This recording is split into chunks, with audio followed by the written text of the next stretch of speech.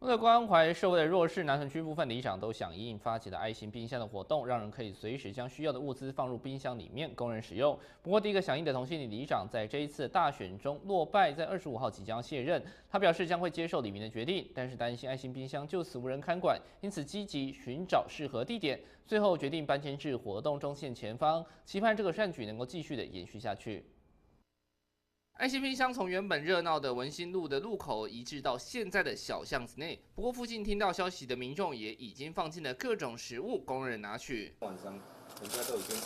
直接拿过来，公告了以后，他就已经直接送过来。南屯区同心里长是最早响应爱心冰箱里长之一。这次的大选中落败，他第一时间不是想其他事情，而是担心冰箱就此无人看管，因此一直积极的适合寻找各种地点。我们希望把爱心再陆陆续续来做一个延续。所以说，把它搬移到我们同心里的一个活动中心。那平常在这里的话，进进出出的人员、学员也都很多。那每天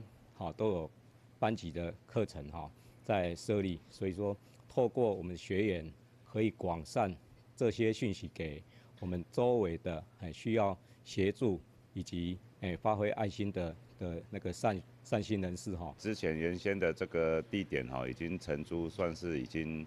这个时间已经届满了所以说我们直接移到我们原本的同心里的活动中心。再过2个星期就要卸任，里长表示找到地点就已经放下心中大石头，也希望大家能够好好的自行管理，协助社会上的弱势边缘户。台湾多闻新闻陆干成吴立安采访报道。